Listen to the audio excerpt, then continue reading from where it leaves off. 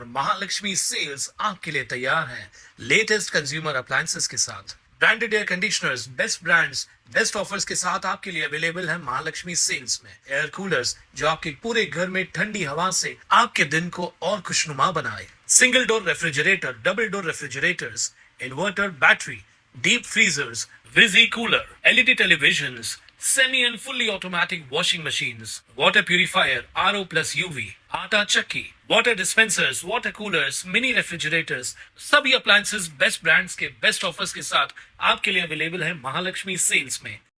तो हेडेक अभी ये जो ट्यूमर है इसमें हेडेक और विजन लॉस ये चीज़ होती है, वो सिम्टम्स होता है।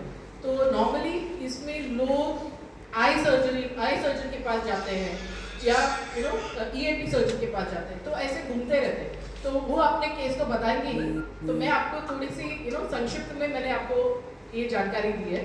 तो डॉक्टर साहब आपके साथ पूरी जानकारी देंगे। तो ये फ्री कैंप हमने मेडिकल कैंप रखा है, रोटरी भी इसमें शामिल है, रेड क्रॉस हॉस्पिटल शामिल है। तो ये रेड क्रॉस हॉस्पिटल में 22 तारीख को सवेरे 9 बजे से लेकर 3 बजे तक सारे उल्लासनगर लोगों के लिए हमने ये फ्री कैंप रखा है। तो ये जिसको हेडेक है, जिसको स्पाइन का इश्यूज है, जिसको फिट्स आता है, तो ऐसे जो भी न्यूरो रिलेटेड और स्पाइन रिलेटेड प्रॉब्लम्स हैं इसके बारे में वो लोग अपने हमारे पास आ सकते हैं फ्री कैंप के लिए। और एक चीज़ हमको आपसे शेयर करना है कि हमने आज तक 100 सर्जरीज इस तरह के ब्रेन ट्यूमर जो नाक के थ्रू से निकाला गया है, इस तरह के 100 सर्जरीज ऑलरेडी कर चुके हैं और हमें चीफ मिनिस्टर का फंड भी मिला हुआ है ये सब पेशेंट्स को। तो इवन गोर गरीब जो पुअर पेशेंट है उनको भी बहुत फायदा हुआ है इस हॉस्पिटल में आने से। तो ये सारी चीज़ों के बारे में जानकारी देने के लिए डॉक्टर को मैं इनवाइट कर रही हूँ। डॉक्टर अमित अगले please come on the stage.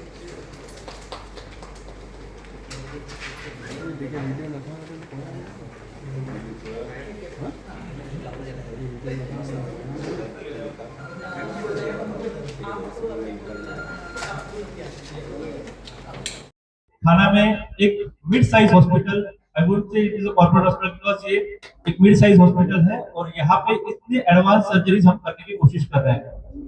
यहाँ पे जब हम देखते हैं तो हमने बहुत सारी नई तकनीकें लाई हुई है, जिसमें न्यूरो नेविगेशन मतलब कंप्यूटर गाइडेड ब्रेन सर्जरीज, जिसमें हम पेशेंट्स का एमआरआई या सीटी स्कैन पहले ही कंप्यूटर में अपलोड करते हैं और उसके गाइडेंस पे ब्रेन ट्यूमर या कोई सर्जरी ब्रेन की हो रही है तो वो हम प्लान कर सकते हैं।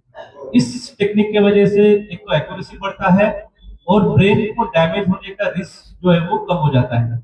उसी के साथ एंडोस्कोपिक सर्जरी मतलब दूरबीन से ब्रेन सर्जरी करना, जो हम नाक के द्वारा कर सकते हैं या फिर ब्रेन में होल करके छोटे से 1 सेंटीमीटर होल से ब्रेन में जाके उससे भी गांठ निकाल सकते हैं, तो उसको बोलते हैं एंडोस्कोपिक ब्रेन सर्जरीज। ये फैसिलिटी भी हम कर सकते हैं क्योंकि नेविगेशन होने की वजह से कम exact targeting of the tumour is possible. उसी के साथ अवेक क्रेनेटोमी और न्यूरो मॉनिटरिंग मतलब अवेक क्रेनेटोमी मतलब जहाँ पे पेशेंट को होश में रख के उसकी गांठ निकाली जाती है, जहाँ पे पेशेंट ऑपरेशन के दरमियान बात करता है, हाथ पांव हिला रहा है और उसका गांठ निकल रहा है। तो इसी की वजह से एडवांटेज ये होता है कि उसको पैरालिसिस होने का या फिर उसकी बात करने का या फिर उसका मेमोरी को डिस्टर्बेंस होने का कोई रिस्क नहीं होता है, क्योंकि हम उसको होश में ही रख के बात ट्यूमर निकाल रहे हैं। तो इसके वजह से ट्यूमर भी निकल जाता है और पेशेंट को कोई न्यूरोलॉजिकल डिफिसिट मतलब पैरालिसिस होने से हम बचा सकते हैं। तो ये सब एडवांस टेक्नोलॉजीज हम सोलारिस हॉस्पिटल में ला रहे हैं और डॉक्टर दीपक न्यूरोलॉजिस्ट होने की वजह से जो मेडिकल पार्ट है जैसे कि स्ट्रोक, अल्जाइमर्स, पार्किंसंस, इस तरीके के इलाज भी एक ही छत के नीचे हो जाते हैं। तो इसमें जो पेशेंट्स को मेडिकली मैनेज कर सकते हैं वो भी हो जाता है और जिसको ऑपरेशन लगा है वो भी क्लियर हो जाता है। इसी के वजह से ट्रीटमेंट एक एक्यूरेट और बेस्ट पॉसिबल वे से पेशेंट को मिल सकती है। अभी coming to this press conference, ये स्पेसिफिकली जो पेशेंट्स अभी हमारे साथ हैं ये पिट्यूटरी मैक्रोएडेनोमा मतलब ब्रेन के नीचे के हिस्से में होने वाले गांठ हैं। पिट्यूटरी ग्लैंड स्लाइड्स से करा सो दैट स्लाइड फॉरवर्ड कर।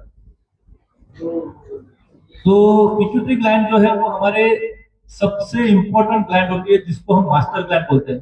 मास्टर ग्लैंड मतलब ये ग्लैंड हमारे बॉडी के सभी हार्मोन्स कंट्रोल करती है, जैसे कि ग्रोथ हार्मोन हो गया, जैसे कि हमारा यूरिन कितना हो रहा है उसको कंट्रोल करने वाले हार्मोन्स हो गए, जैसे थायराइड हो गया, थायराइड को भी कितना सिक्रेशन होना है वो भी पिट्यूटरी ग्लैंड ही कंट्रोल करती है। इंसुलिन हो गया, उसको भी कंट्रोल करने का काम पिट्यूटरी ग्लैंड करती है। तो ओवरऑल इसको हम मास्टर ग्लैंड कहते हैं। तो मास्टर ग्लैंड जैसे कि अभी बताया कि मेल फीमेल हार्मोन्स को भी यही ग्लैंड कंट्रोल करती है।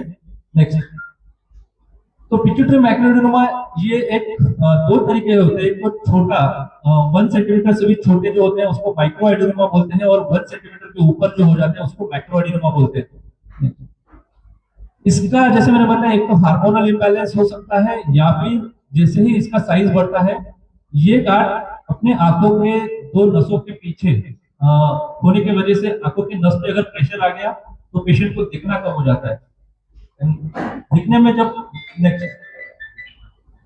और ये गांठ जो है हमारे गले से जो बड़ी सबसे नस होती है, खून की नस जो दिमाग को सप्लाई करती है, उसके दोनों के बीच में रहती है। इसलिए ये लोकेशन जो है वो बहुत क्रिटिकल है, इसमें ब्लीडिंग का रिस्क बहुत ज्यादा है, और नाजुक का मतलब जितना डेलिकेटली ये ऑपरेशन होगा उतना अच्छे से ये रिजल्ट मिलने का चांस है, या फिर उसको कॉम्प्लिकेशंस होने के चांसेस कम होते हैं। तो इसमें जो लक्षण है वो बेसिकली विजन कम होना, मतलब दोनों तरफ की आंखों को लैटरल विजन, मतलब साइड का विजन दिखता नहीं है, सामने का दिखता है। तो बहुत बार ये नजर का जो दोष है वो पेशेंट को बहुत लेट पता चलता है, क्योंकि साइड का दिखता नहीं दिख रहा है तो इतना ध्यान में नहीं आता, सामने का दिख रहा है तो उनको लगता है कि मुझे ठीक है। और ये पेशेंट्स बहुत बार ऑप्थेल्मोलॉजिस्ट मतलब आंखों के डॉक्टर के पास जाके फिर उनको पता चलता है कि ये ट्यूमर है हमें। इस ट्यूमर को सामने आने में कभी कभी देर हो जाती है। दूसरा, जैसे मैंने बोला कि हार्मोनल कंट्रोल करते हैं, तो हार्मोन्स में इम्बैलेंस है, जैसे कि चेहरा बड़ा हो जाना, नाक बड़ा हो जाना, फैट डिपोजिशन छाती पे पेट पे हो जाना, कलर चेंज हो जाना, मेल वॉइस में फीमेल्स में कन्वर्ट हो जाना, कुशिंग सिंड्रोम जिसे बोलते हैं वैसे हो जाता है। कुछ पेशेंट्स को गायनेकोलॉजिस्ट के पास जाते हैं, समझते हैं कि उनके ओवरीज या पीसीओडी का उनको तकलीफ है, और गायनेकोलॉजिस्ट से ट्रीटमेंट लेते हैं, लेकिन उनको ये बीमारी होती है कि इसमें गांठ का बड़ा होने की वजह से ये हार्मोन्स इंबैलेंस हो रहे हैं। तो ये बीमारी के बारे में उतना अवेयरनेस नहीं है, और वो अवेयरनेस होना चाहिए क्योंकि ये ट्रीटेबल है, रिवर्सिबल है। ऐसे ही हमारे पास एक पेशेंट थे अंधेरी से, ऑफिस गोइंग फीमेल जो बहुत वेल एजुकेटेड थे, और उनका ये सब हार्मोनल चेंज होने की वजह से उनको मुस्टैच आ रहा था, बॉडी पे बाल बढ़ रहे थे, male she was slowly converting a male kind of a features I would say. But जब उनका हमने ऑपरेशन किया तो she could come back to normal, and she was so happy कि अरे इसके वजह से मैं डिप्रेशन में जा रही थी, I was not going into social activities. तो ये एक लाइफ चेंजिंग इवेंट हो सकता है कि ये अगर डायग्नोस प्रॉपर्ली हुआ तो। दूध भी हाँ, इसमें अगर फीमेल्स में मिल्क सिक्रेशन बढ़ सकता है, क्योंकि प्रोलैक्टिन नाम का हार्मोन जो रहता है वो अगर ज्यादा बढ़ गया तो मिल्क सिक्रेशन भी कुछ फीमेल्स में हो सकता है। और जो नॉन प्रेग्नेंट फीमेल है उनमें मिल्क सिक्रेशन होना एक सडनली एक वार्निंग साइन है। अगर ऐसा कोई सिम्टम दिख रहा है तो लेडीज को इस प्रॉब्लम के बारे में समझना है और दिखाना है। दूसरा, सर दर्द बहुत कॉमन है। हर बार हम सर दर्द है तो बहुत निगलेक्ट करते हैं, नॉर्मल मेरा नींद नहीं हुआ, मेरा कंप्यूटर पे काम हो गया, मेरा स्ट्रेस आ गया, इसकी वजह से बीपी बढ़ गया। बट बहुत बार जब हेडेक हमारा किसी और सिम्टम के साथ, मतलब अगर विजन लॉस विद हेडेक है, या फिर गिडीनेस विद हेडेक है, वोमिटिंग विद हेडेक है, ऐसे दो सिम्टम्स अगर आ रहे हैं तो ये एक वार्निंग साइन है, और ऐसी कंडीशंस में आपको प्रॉपर्ली ब्रेन को इवैल्यूएट करना जरूरी होता है। उसी के बाद कभी कभी ये ट्यूमर जो है वो सडनली ब्लीडिंग हो सकता है उसके अंदर, और उसके साथ आंखों की नस खराब होने की वजह से एक तो ब्लाइंडनेस हो सकता है, या फिर कभी कभी आंख गिरने से एक पलक झपक जाती है और एक पलक नहीं हो रही है। तो ऐसा बहुत बार होता है, उसको बोलते हैं टॉसिस। तो अनिल बोराडे जी है, उनका वैसे ही जेव्हा आपण स्कलच्या बेस मध्ये जातो म्हणजे हाडापर्यंत, तर तिकडचं हाड ज्याला आपण म्हणतो स्पिनॉइड बोन, त्या स्पिनॉइड बोनला हळूच ओपन केलं जातं। हे स्पिनॉइड बोन आहे, या बोनला काढल्यानंतर खाली आपण ट्यूमरचं जे सेला म्हणतो त्याला सेलर रिजनला पोहोचतो। आणि इकडून जेव्हा आपण मेंदूपर्यंत ऍक्सेस घेतला,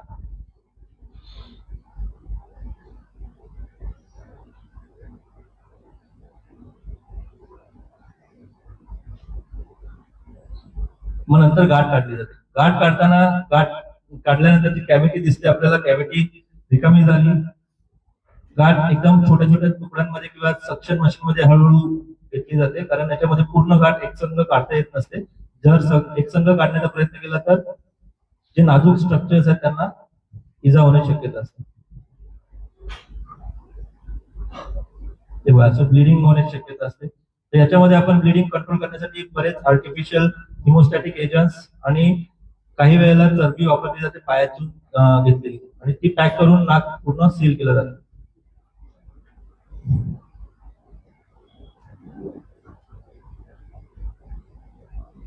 आणि हे ऑपरेशन नंतर गाठ रिकामी झालेली जागा.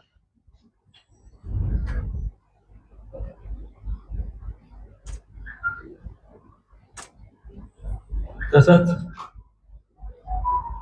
ही एक सेम केस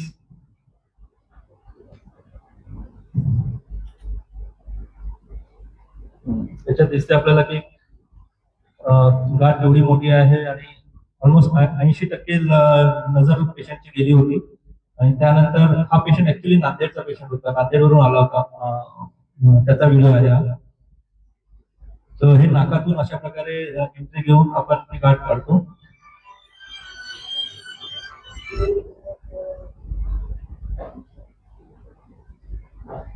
ही अशी पावडर सारखी किंवा मऊ असते, तिला आपण हळूहळू काढून रिकामी केलं जातं नाकातूनच.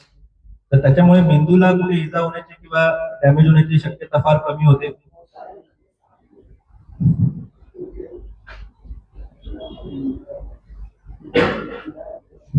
आणि हे कॅव्हिटी रिकामी झाल्यावर आपल्याला दिसते, पूर्ण गाठ निघाल्यावर ती कॅव्हिटी रिकामी दिसते.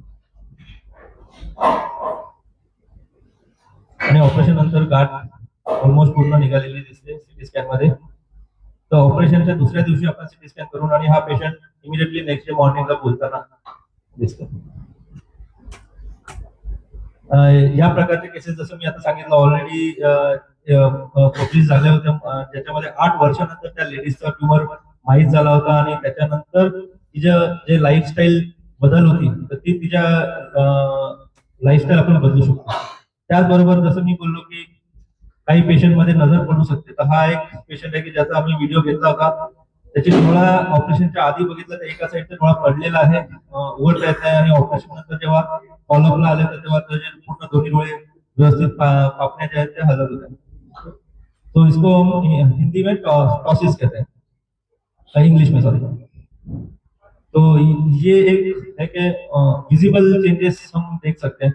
और ये नेविगेशन मशीन है जिसमें हम कंप्यूटर का प्लानिंग करते हैं, जिसमें हमको 3D ओरिएंटेशन में पूरा ट्यूमर किस जगह पे है, किस लोकेशन में है, ये पता चलता है. तो इसके वजह से हमको प्लानिंग भी इजी हो जाती है कि, और इन हाउस सिटी स्कैन होने की वजह से ये प्लानिंग और अच्छा बढ़िया कर सकते हैं. ये कुछ ऑपरेशन के दरमियान के जैसे ये नेविगेशन हमको मदद कर रहा है कहाँ पे हम एग्जैक्टली ब्रेन के पोल्यूशन करें. तो सोलारिस हॉस्पिटल में एक तो इस ट्यूमर को निकालने के लिए हमें इंटीग्रेटेड टीम, मल्टीडिसिप्लिनरी टीम, मतलब न्यूरोसर्जन, न्यूरोलॉजिस्ट, ऑप्थेल्मोलॉजिस्ट, एंडोक्राइनोलॉजिस्ट, जो हार्मोन के स्पेशलिस्ट है, क्रिटिकल केयर, एनेस्थीसिया वाले, ये सब डॉक्टर्स का एक टीम लगता है. और ऐसा टीम हमारा ऑलरेडी सेट हुआ है. और इसी की वजह से इस ऑपरेशन के जो रिजल्ट्स है वो हम अच्छे तरीके से दे सके हैं. इस केसेस में कोई मॉर्बिडिटी या मॉर्टेलिटी होने का रिस्क अगर पूछेंगे तो 0.1% लाइफ रिस्क होता है. तो इसी की वजह से इसके रिजल्ट्स भी बहुत अच्छे हैं. नेक्स्ट, जैसे मैंने बताया कि पूरा टीम है और उसी के साथ अभी हमारे हॉस्पिटल को 3 साल हो चुके हैं और 3 साल में मोर देन 100 केसेस इस तरीके के हमने किए हुए हैं. और सीएम फंड, जिसको हम बोलते हैं मुख्यमंत्री सहायता निधि, इससे भी बहुत सारे पेशेंट्स जो बिलो पॉवर्टी लाइन है उनको इससे बहुत फायदा होता है, उनको सपोर्ट मिलता है. और इसके लिए भी हमारी हॉस्पिटल कोशिश करते रहती है कि पेशेंट्स को किस तरीके से हम मदद करें.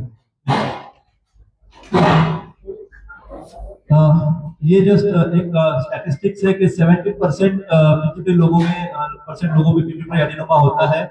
Most of them are non functioning. जो ग्रोथ हार्मोन रिलेटिंग है वो सबसे ज्यादा होता है, जिसमें हम हार्मोनल चेंजेस फिजिकली देख सकते हैं, जिसमें आंख जबड़ा बड़ा होना, जीभ बड़ा होना, आवाज चेंज होना, हाइट बढ़ना, जैसे कि गली हम बोलते हैं तो गली को बोलते हैं तो उसको ग्रोथ हार्मोन एक्सेस सिक्रीशन होने की वजह से वो फीचर उसको है। Second next. So again myself manager भी अपने बारे में ऑलरेडी बताया। Next, thank you. Ankita Anil Borade. नमस्कार, माझं नाव अंकिता अनिल बोराडे आणि माझ्या मिस्टरांचं नाव आहे अनिल वामन बोराडे। ते ते पोलीस आहेत। जवळ ते पोलीस आहेत। आता सरांनी सांगितलं की ते आता आपल्याला काका दिसले, तसं त्यांचाही डोळा डावा डोळा पडलेला होता आणि आम्हाला सेवाला मध्ये हॉस्पिटल आहे तिथे गेलेलो होतो। त्या सरांनी आम्हाला किरण डायग्नोस्टिक सेंटर इथे जायला सांगितलं। चेक केल्यानंतर त्यांना आम्हाला समजलं की त्यांच्या मेंदूला गाठ आहे आणि नंतर आम्ही 11/6/2025 ला मोहन फार्म मध्ये इथे गेलो, महाजन हॉस्पिटल।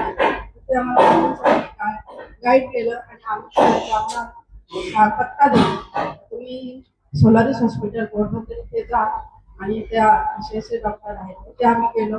पण दुसऱ्याच दिवशी सरांना आम्ही विजिट दिली तिथे, आम्ही सरांशी बोललो।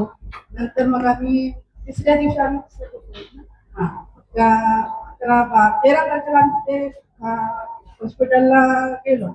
गेल्यानंतर मग आम्ही तिथे सरांशी भेटलो, बोललो, सर्व काही झालं आणि मग दुसऱ्या दिवशी लगेच ऑपरेशन झालं।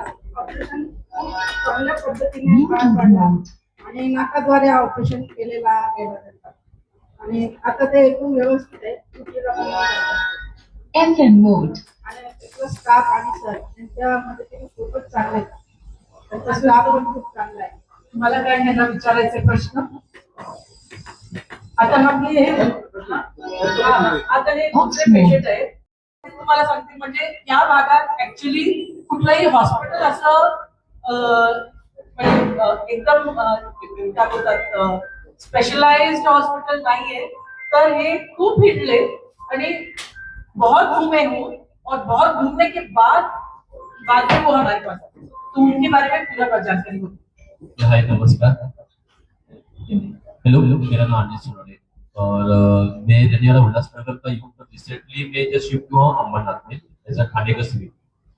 तो वहाँ पे मतलब 2024 की बात है, दिसंबर के एंड ऑफ द मंथ में मैं जस्ट घर पे आया। मुझे तो 2-3 दिन से ना हेडेक हो रहा था। तो हेडेक होने के बाद मुझे लगा कि नॉर्मल हेडेक रहेगा, तो मैंने मेडिसिन दी। मेरे अंकल भी एक डॉक्टर है पंडित करके, तो उन्होंने मुझे बोला कि ठीक है, साइनस भी रह सकता है, कुछ भी रहे, तो मेडिसिन खा लो, ठीक हो जाओ। 2-3 दिन के बाद मेडिसिन खाने के बाद तो भी हेडेक कम नहीं हुआ, बढ़ते जा रहा है। तो एक बार फिर मैं ऑफिस आ रहा था और फिर बाद में जस्ट घर पे आया, मेडिसिन करके सो गया, तो सुबह देखा अनकॉन्शियस, मैं बेहोश था, उठ ही नहीं पाया। तो मेरी वाइफ करती, मेरी वाइफ को लगा इसको हुआ क्या है। मतलब नॉर्मल हेडेक का अचानक से बंदा बेहोश हो गया, तो मतलब इतना सीरियसनेस था। मतलब ऑब्वियसली वाइफ थी तो डेल थी। मेरे सोसाइटी के मेंबर थे, जैसे ये आमिर कारण है, मेरे जो सोसाइटी के भाई है, ठीक है। तो इन्होंने और इनके कुछ फ्रेंड्स से मुझे लेके गए हॉस्पिटल में, जो कि बदलापुर के राठौर हॉस्पिटल है, वहाँ पे लेके गए। तो वहाँ पे लेके आने के उन्होंने 1 वीक मेरे में जस्ट एक ट्रीटमेंट की थी। और इनको हुआ क्या, फर्स्ट उन्होंने जस्ट सीटी स्कैन किया, फिर बाद में एमआरआई निकाला। एमआरआई के मुझे विजन चेक किया, तो विजन चेक करके मुझे पता चला कि भाई मुझे सिर्फ इतना दिखता है, सिर्फ इतना, यहाँ से पीछे नहीं आ गया, सिर्फ इतने। मुझे बोलते थे घोड़ी की नाक जैसे सिर्फ इतना ही दिखता है वैसे। तो फिर बाद में उसके बाद में उन्होंने कहा कि भाई आपका जो भी है आप एक बार ट्रीटमेंट करा लो, बिकॉज आपका ऐसा खूब होगा। तो मुझे नहीं बताया गया था, मेरे फैमिली को बताया गया था, मेरे सोसाइटी के मेंबर। फिर वो लोग मुझे शिफ्ट किया था नेक्स्ट टाइम, तो यहाँ भी बाजू में नेक्स्ट टाइम हॉस्पिटल आपको पता रहेगा। वहाँ पे लेके जाने के बाद उन्होंने भी सिर्फ हार्डली 2 घंटे मुझे लगा। उन्होंने कहा कि भाई आप देख लो, बिकॉज आपकी जो ट्रीटमेंट करेंगे शायद आपको थोड़ा मतलब मेजर इशू है आपका, तो थोड़ा सा ये कॉम्प्लिकेशन हो सकता है। तो फैमिली वाले डर गए कि बहुत क्या करना है। तो फिर बाद में वो लोग मुझे लेके गए नायर हॉस्पिटल। जो कि अपना दादा बाइकला की उधर है, तो ये अमित कराटे भाई, तो वो भी, हाँ आइए आप भी आइए। तो ये मुझे नायर हॉस्पिटल में लेके गए, तो वहां पे डॉक्टर ने कहा कि आप इतना दिन तक क्या कर रहे हो, कि ये बंदे को जो ट्यूमर है इतना बढ़ गया है, इतना सीधा अपना एमआरआई की रिपोर्ट में दिखा रहा है, आप एक काम करो, कंसल्ट कहीं पे तो अच्छे हॉस्पिटल में लेके जाओ। तो रामपुर हॉस्पिटल के तो एक सर थे, उन्होंने कहा कि आप एक बार जो है ना सोलर हॉस्पिटल लेके जाइए, वहां पे आमने सामने करके जो डॉक्टर है वहां पे एक बार आपको चेक कराए। तो मैं मेरी फैमिली वहाँ पे आमिर सर से मिले, आमिर सर ने हमें पूरा क्लियर कहा कि के बाजू में एक प्ले था, तो उन्होंने बताया कि आपको यहाँ पे पिटरी क्लैट हुआ है, आपकी रिपोर्ट देखिए, तो आपका यहाँ पे ऑपरेशन नहीं करना होगा। तो उस टाइम पे मुझे पता चला कि यार मुझे भी ट्यूमर है। जब वो ये किसी को पता चलता है ट्यूमर, तो फिल्म के दिमाग में ये आता है कि भाई क्या अभी बचे नहीं, बिकॉज कहानी में यार यहाँ पे रात में देखा कि ट्यूमर जिसको होते हैं बंदा ज्यादा करके बचते नहीं, 6 मंथ 3 मंथ या 1 ईयर के उनकी डेथ होती है। तो मेरे दिमाग में क्या था, डॉक्टर ने कहा कि भाई कि आप मत डरो, हम है, हमको जो भी है पूरा हम ट्राई करके वो निकाल देंगे, ठीक है। फिर हॉस्पिटल में एडमिट होने के 2 या 3 दिन के बाद मेरा ऑपरेशन हुआ। ऑपरेशन के बाद जब होश आया तो सामने बोर्ड था, बोर्ड पे लिखा था कि मेरा पूरा नाम एज होगा, शायद मैंने जानबूझ के मेरी एज वहाँ पे रॉन्ग लिखी थी, इसलिए कि मेरी मेमोरी है कि नहीं, वहाँ पे लिखी हुई 30। तो सर ने कहा कि पढ़ो, मुझे पढ़ा देगा 30, मतलब सर मैं तो 30 का एज था, 30 एज का था, आप ही दिख रही शायद वो मेमोरी चेक नहीं भाई लॉस हो गई। फिर बाद में सेकेंड जो चैलेंज आया कि मैं तो पूरा ठीक हो गया, पर सेकेंड चैलेंज ये फाइनेंशियल, इतना खर्चा तो यार फाइनेंशियली कैसे सपोर्ट करेगा। तो अमित सर उनकी टीम ने मुझे गाइड किया, कहा कि भाई हमारे पास ट्रस्ट भी है, जो अपना सीएम फंड से मुझे पैसे मिला 1 लाख रुपीज प्लस इंटरनेट जो है ट्रस्ट दादर में, वहां से 50,000 मुझे मिला। थर्ड की थोड़ा सा पैसा कम पड़ा था मुझे, तो बाद में सर ने कहा कि भाई एक काम करो, आप डिस्चार्ज ले लो, जो कि कोई हॉस्पिटल नहीं देते, ये सबको बता रहे हो, पेमेंट भरने के बाद डिस्चार्ज दे, तो इन्होंने मुझे डिस्चार्ज दे दिया, कहा कि आप आराम से पैसा भरो, कोई प्रॉब्लम। डिस्चार्ज होने के बाद फिर मैंने 3 मंथ या 4 मंथ के अंदर जो भी पैसे निकले, पर जहां तक एज ऑफ आप मुझे देख रहे हो कि एज ऑफ ट्यूमर पेशेंट में दिख नहीं रहा, तो thank you solar hospital, thank you sir कि आपने ट्रीटमेंट अच्छी की। और एक रिक्वेस्ट थी कि अभी मेरे सामने जो आपने कराटे सर दादा है मेरे, वो भी आपको कुछ बताएंगे मेरे बारे में। तो जब मैं अनकॉन्शियस हुआ था तब क्या हुआ उनकी स्टोरी ये बताएंगे प्लीज।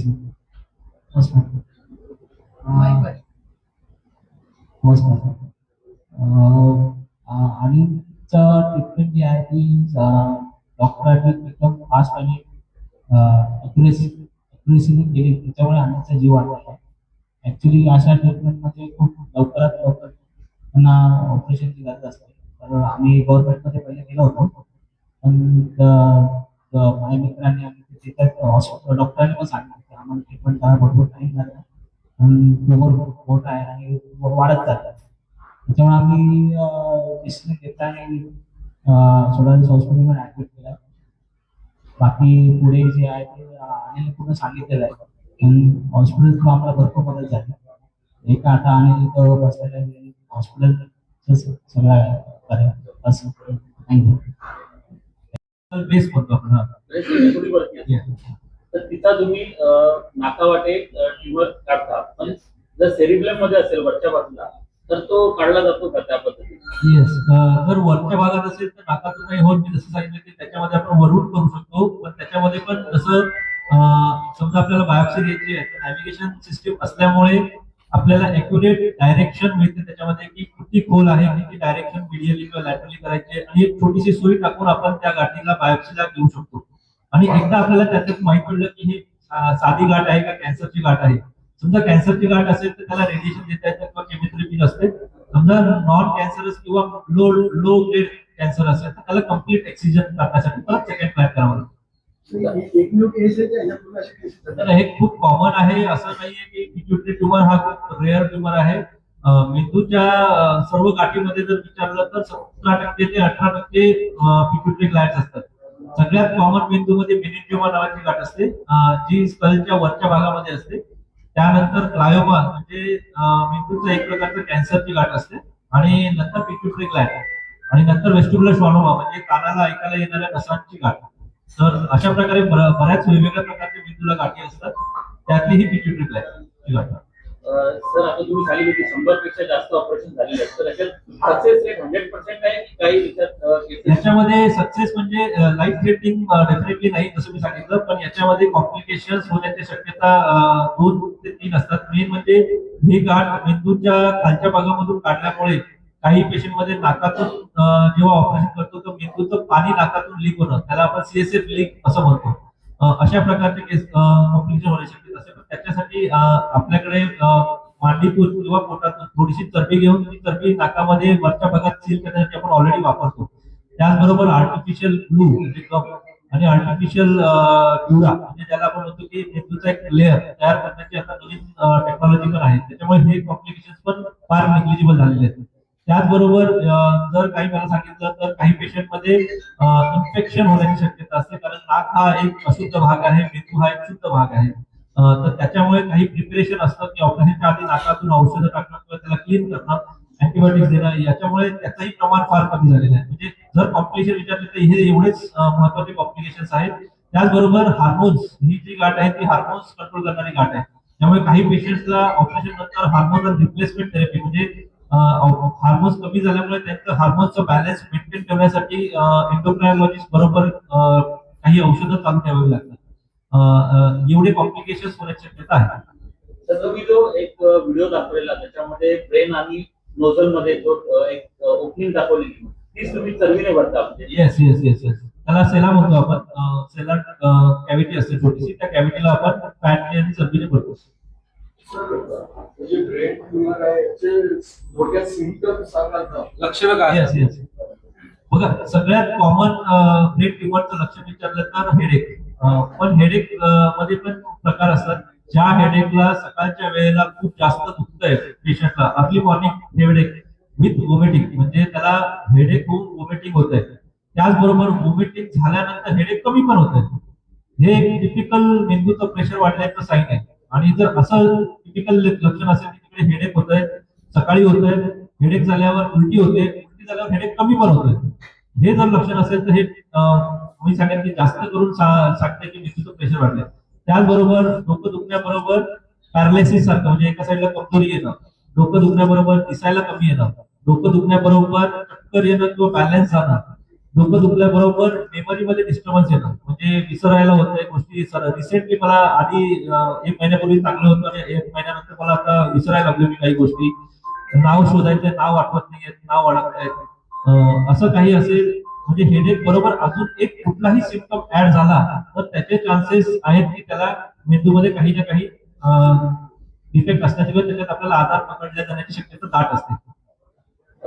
सर तुम्ही आता म्हणजे जे डॉक्टरांच्या तुम्ही लक्षणं सांगितली तर उलटी वगैरे होणं आणि डोकं दुखणं म्हणजे हे डेली होतं की ज्याला ट्युमर आहे किंवा ज्याचं मेंदूचं प्रेशर वाढलंय तर त्याला तीच लक्षणं आली की त्याला समजून येतं अरे मला रोजच होतं हे 2-3 दिवस झाले का मागच्या, आणि त्यावेळेला ते बरोबर पेशंट कुठे ना कुठे दाखवायला जातात. पण माझं ते म्हणणं आहे की हे लक्षण आल्यावर उशीर न करता किंवा स्कॅन करायला थोडासा टाळाटाळ केला जातो. तो न होता योग्य वेळेला तो स्कॅन जर झाला तर हे ट्युमर लवकर पकडले जातात. सर स्कॅन केल्यानंतर किती दिवसामध्ये तो रुग्ण बरा होतो? स्कॅन केल्यावर मी जसं म्हटलं की ही कुठली गाठ आहे ह्याच्यावरती डिपेंडेंट असतात. ज्या टाईपचे गाठी आहेत जसं मेनिंजिओमा आहे किंवा पिट्युटरी ॲडेनोमा आहे, याच्यामध्ये आपण पेशंटला 5व्या दिवसापर्यंत किंवा 3ऱ्या दिवसापर्यंत काही गाठीमध्ये आपण पाठवू शकतो घरी. टाके काढण्याचं ज्याच्यामध्ये टाके आहेत किंवा ज्याच्यामध्ये जखम भरण्याची गरज असते त्याला युजली आपण म्हणतो की 10 ते 12 दिवसाचा कालावधी द्यायला हवा सगळं व्यवस्थित व्हायला. आणि त्यानंतर मोस्ट ऑफ द पेशंट म्हणजे 90% पेशंट जे आहेत ते आपले 3ऱ्या आठवड्याला काम डेफिनेटली त्यांचं रुटीन चालू करू शकतात. ज्या गाठी कॅन्सरच्या आहेत त्या गाठीमध्ये आपल्याला केमोथेरपी किंवा रेडिएशन थेरपी ते चालू करावं लागतं. मग त्याचं जर प्लॅनिंग असेल तर ते आपण युजली 2ऱ्या आठवड्यानंतर प्लॅनिंग करू शकतो depending upon the biopsy report काय येतो त्याचा.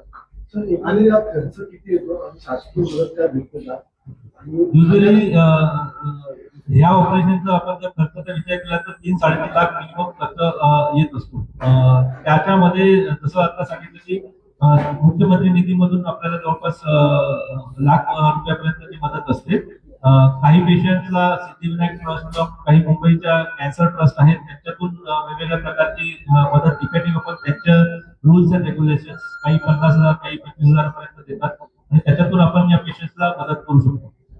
आल्यानंतर उल्हासनगर नागरिकांना सुविधा उपलब्ध होतील अशी काय हॉस्पिटल या ठिकाणी आणण्याची आपली सध्या तरी आम्ही इकडच्या डॉक्टर्स असोसिएशन बरोबर प्रयत्नशील आहोत की काही आपण ओपीडी सिस्टीम म्हणजे आउटसोर्स ओपीडी बेसिसवरती काही करू शकतो का, आणि त्याच्यातून जर आपल्याला जमलं तर पुढे हळूहळू जसं तुम्ही म्हणता की काही सेंटर सेकंड सेंटर काही करता येते ते बघू. पण सध्या आपण ओपीडी फॅसिलिटी देण्याचा प्रयत्न चालू आहे. 22 तारखेपासून एक ओपीडी आपण रेड क्रॉस मध्ये सुरू करणार आहे. ती ओपीडी नाही, अजून ओपीडीचं क्लिअर झालेलं नाहीये. हा फक्त पहिल्यांदा आम्ही एक कॅम्प घेतोय आणि या कॅम्प मधून आमचा प्रयत्न आहे की जनजागृती व्हावी आणि याबद्दल माहित व्हावं, आणि एकदा ते माहित झालं तर मग आम्ही नेक्स्ट स्टेप मध्ये जसं म्हणलं की ओपीडी रेग्युलर एक ओपीडी प्रयत्न करू, आणि त्यानंतर मग जसं आम्हाला प्रोत्साहन मिळेल पेशंट्स कडून आणि याच्यातून, तर त्यानुसार आम्ही पुढचा स्टेप घेण्याचा प्रयत्न करू. सर एक पहिला रुग्णालय आपलं आहे की ही टेक्नॉलॉजी आपल्यामध्ये किंवा अजून कुठल्या अशी रुग्णालय आहे? असे काही रुग्ण म्हणजे मुंबईला आहेत, हिंदुजा हॉस्पिटल, बॉम्बे हॉस्पिटल, त्यांच्याकडे नॅव्हिगेशन सिस्टीम आहे आणि नॅव्हिगेशन द्वारा ह्या सर्जरीज होतात. परंतु आपल्याकडे जे नॅव्हिगेशन सिस्टीम आहे ते इंडियन नॅव्हिगेशन सिस्टीम आहे, आणि वरतून आपलं नॅव्हिगेशन सिस्टीम हे मणक्याचे ऑपरेशन करण्यासाठी पण वापरलं जातं. म्हणजे जे बाकीच्या हॉस्पिटलमध्ये आहे ते फक्त मेंदू पुरतं लिमिटेड असतं, तर ह्याच्यामध्ये आपण जे नॅव्हिगेशन सिस्टीम आणलेलं आहे ते इंडियन असून ते मणक्यासाठी पण वापरलं जातं, की त्याच्यामध्ये आपल्याला स्क्रू टाकायचे असतील एखाद्या स्पाईनच्या फ्रॅक्चर मध्ये किंवा स्पाईन सर्जरीमध्ये, तर ते स्क्रूची डायरेक्शन, डेप्थ, अँगल हे सगळं ते कॉम्प्युटर आपल्याला गाईड करतं, आणि त्याच्यामुळे अॅक्युरसी वाढते आणि स्पाईन मध्ये जे पॅरालिसिस होण्याचे चान्सेस आहेत किंवा तो स्क्रू वाकडा जाऊन नसेला डॅमेज करण्याची जी रिस्क आहे ती आपल्याला कमीत कमी करता येते, आणि त्यामुळे या टेक्नॉलॉजीचं आणि सोलारिस हॉस्पिटलचं एक ऍडव्हान्टेज आहे. त्याचबरोबर जसं मी म्हणलो की आम्ही कॉर्पोरेट हॉस्पिटल नसून एक मिड साईज हॉस्पिटल असल्याने आणि या प्रकारची फॅसिलिटी तिथे पर्सनलाइज केअर पेशंटच्या गरजेनुसार त्याच्यात आपण हँडल करू शकतो, तर त्यामुळे याचा ऍडव्हान्टेज जास्त आहे. आता तुम्ही सांगितलं की म्हणजे ट्यूमर काढला जातो, पण ट्यूमर होऊच नाही म्हणून काय काय गोष्टी लोकांनी बघितलं अजून ते कोणा सुचलेलं नाहीये की हे होतच का, कारण याचं कारण जसं की आपण गालाचा कॅन्सर असेल, लंग्सचा कॅन्सर असेल, सांगू शकतो की तंबाखू आणि गुटखा, सिगरेट याच्यामुळे होतो, पण मेंदूच्या गाठीबद्दल अजून स्पेसिफिकली याचं direct one two one relation सांगणं डिफिकल्ट आहे. पण जसं मी सांगितलं की कसं प्रिव्हेंट करूपेक्षा जर होत असेल तर ते लवकर कसं माहीत होईल आणि त्याचं लवकर कसं इलाज होईल, कारण जेवढं साईज छोटी असेल आणि जेवढा ब्रेनचा भाग त्या गाठीने खाल्ला आहे किंवा त्याला इन्व्हॉल्व केलाय त्याच्या आधी जर आपण ती गाठ काढू शकलो तर रिझल्ट खूप चांगले येतात. सर काही तुम्ही ऑपरेशन करता पण त्याला गोळ्या देतात, आपण या 3 महिने चालू कर 4 महिने, याला असं कंटिन्युटी काय असं औषध उपचार करणं गरजेचं आहे का? मेंदूमध्ये प्रॉब्लेम असा असतो की मेंदूची इलेक्ट्रिकल ऍक्टिव्हिटी जर गाठ झाली तर डिस्टर्ब होऊ शकते.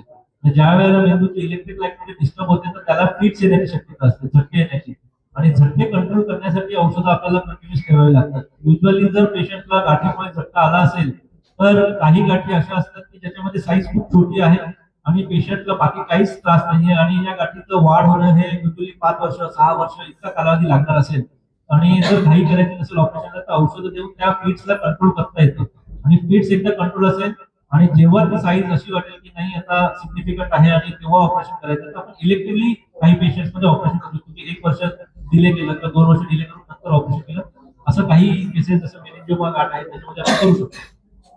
सर मला एक विचारायचं, ऑपरेशन केल्यानंतर परत ती गाठ उद्भवते का? आता हे सगळं प्रत्येक वेळी कुठली गाठ आहे, कुठल्या टाईपची गाठ आहे, जरी कॅन्सरची गाठ आहे तर कॅन्सरच्या गाठीमध्ये बराचसा चान्सेस जास्त असतो.